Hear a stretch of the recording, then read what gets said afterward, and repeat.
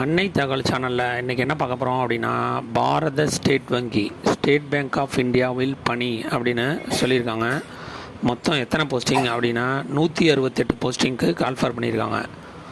என்னென்ன போஸ்டிங் அப்படின்னா, engineer civil, electrical and fire posting அப்படின்னு சொல்லியிருக்காங்க.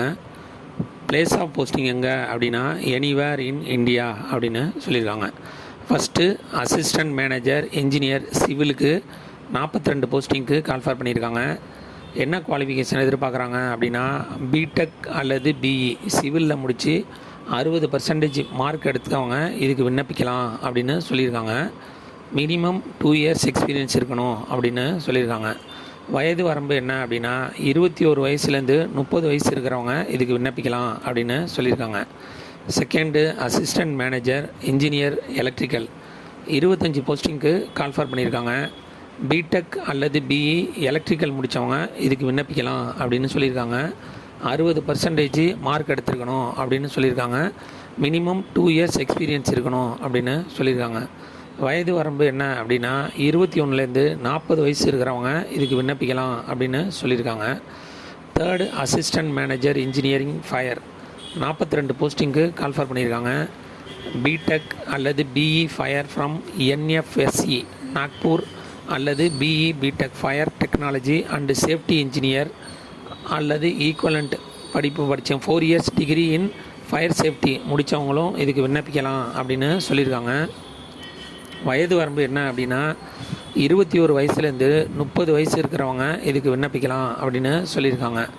சேலரி எவ்வளோ அப்படின்னா, ஸ்டார்டிங் சேலரி 48,480லேருந்து 85,920 வரலும் கொடுக்குறோம் அப்படின்னு சொல்லியிருக்காங்க. Relaxation of upper age limit என்ன கொடுத்துருக்காங்க அப்படின்னா, எஸ்சி எஸ்டி கேண்டிடேட்டாக இருந்தாங்க அப்படின்னா அவங்களுக்கு 5 இயர்ஸ் ஏஜ் ரிலாக்ஸேஷன் கொடுக்குறாங்க. ஓபிசி கேண்டிடேட்டாக இருந்தாங்க அப்படின்னா அவங்களுக்கு 3 இயர்ஸ் ஏஜ் ரிலாக்ஸேஷன் கொடுக்குறோம் அப்படின்னு சொல்லியிருக்காங்க. இதுவே ஃபிசிக்கலி சேலஞ்சு ஜென்ரல் மற்றும் எக்கனாமிக்கலி வீக்கர் செக்ஷனாக இருந்தாங்க அப்படின்னா அவங்களுக்கு 10 வருஷம் ஏஜ் ரிலாக்ஸேஷன் கொடுக்குறாங்க. ஃபிசிக்கலி சேலஞ்சு எஸ்சி எஸ்டி கேண்டிடேட்டாக இருந்தாங்க அப்படின்னா அவங்களுக்கு 15 வருஷம் ஏஜ் ரிலாக்ஸேஷன் அப்படின்னு சொல்லியிருக்காங்க. கடைசியாக ஃபிசிக்கலி சேலஞ்சு ஓபிசி கேண்டிடேட்டாக இருந்தாங்க அப்படின்னா அவங்களுக்கு 13 வருஷம் ஏஜ் ரிலாக்ஸேஷன் கொடுக்குறோம் அப்படின்னு சொல்லியிருக்காங்க. இந்த எக்ஸாமுக்கு செலெக்ஷன் ப்ராசஸ் எப்படி நடத்துகிறாங்க அப்படின்னா, ஃபஸ்ட்டு ஆன்லைன் ரிட்டன் டெஸ்ட்டு வைக்கிறாங்க.